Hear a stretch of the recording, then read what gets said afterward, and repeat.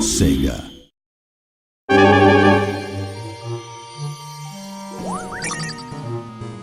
Castle of Illusion, one of the best-selling Genesis games of all time. It's the perfect game for us to develop with Disney. It's such a classic. People love Castle of Illusion. They've got such fond memories of it. Really passionate about the game and the experience that I had when I was young, and to try and offer that to the new generation and people that have experienced it before is, it's just a great feeling, really.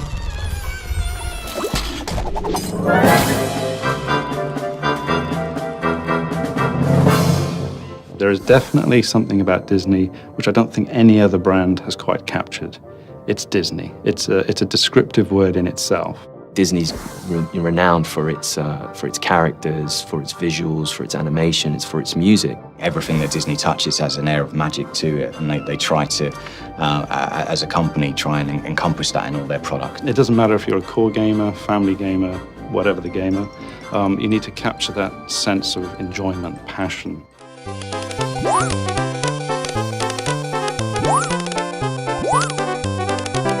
I was a child, I bought it. It was one of my favourite games.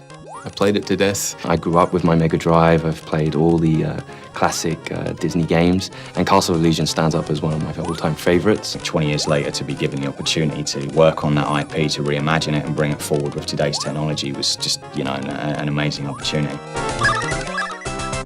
For us, it was important to just respect the original in as many ways as we could. What we wanted to do was just improve upon areas that we can improve upon because we've got new technology, we've got new systems, a new tool set. We have to be very careful not to go and run with the game in a completely different direction. We have to embrace what was good about it to begin with. You'll see all the same familiar characters, you'll see the familiar worlds, all the themes that you remember in the original game are there.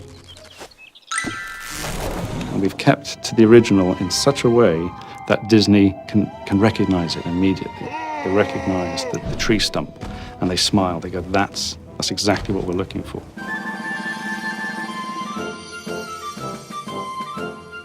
I think I employ 35 people that love Mickey. So making them happy, I think, is a good indication that the audience is going to be happy. He's the stoic little guy. He never really gets too bothered by things. He's always willing to give it a go. It's very brave, but at the same time very kind. He's quite charming in the way he approaches things, and we really wanted to capture a lot of that charm from Mickey that you see in the old kind of Mickey cartoons. Obviously, there's a little bit of pressure there for making him awesome because it's Mickey Mouse and he's, the biggest character in the world. We are not going to reinvent Mickey. We have to respect the style of Mickey, the look and feel, the characteristics, the animation cycles, the walk cycles. And not only that, but from an artistic point of view, we have great concept artists that have been able to really capture the look of Mickey, what he meant in Castle of Illusion, in the Mega Drive era, and how do we bring a flavor of that into the new modernized version, but without changing him so much that he distinctly looks like a different Mickey Mouse.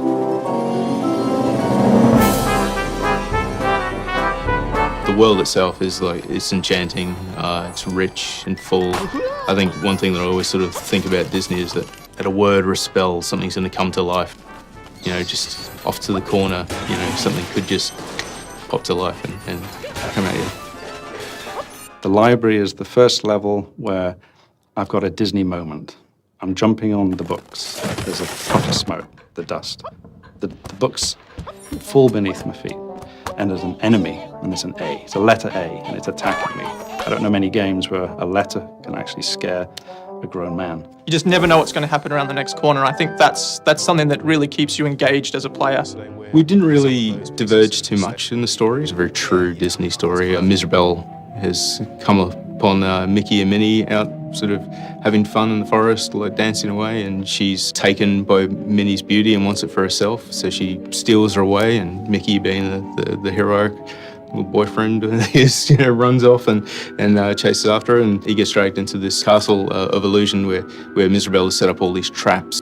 For those that know the original, to see what we've done with it, and for those that don't, for the new kids and anyone else that is new to the IP, and enough there to give them a little bit more of a story from start to finish. I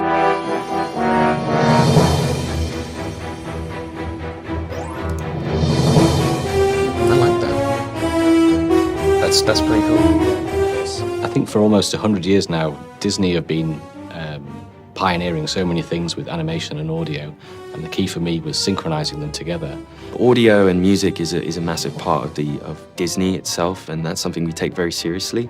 So for us, it was important that we again tried to pursue certain sounds that made sense to the environment that Mickey was in. When making a new modern Castle of Illusion, we're able to use the old Castle of Illusion as liberal as we need to.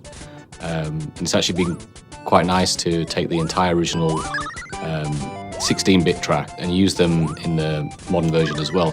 But sometimes by retaining that low fidelity, that's part of its charm and its style. So I do think it's important to retain that.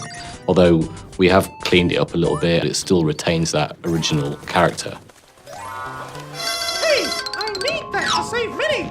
Come back! We have had the opportunity to allow Mickey to speak.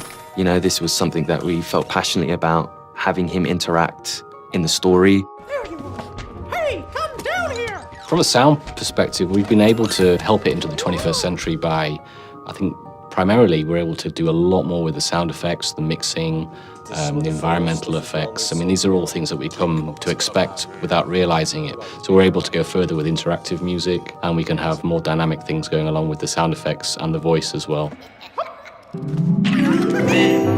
Castle of Illusion, you know, is built from the ground up. You know, from every point, from animations to music to environment to gameplay, everything is built from the ground up. And that's a really nice, exciting way of taking something that everyone holds dear to them and kind of improving that for the new generation.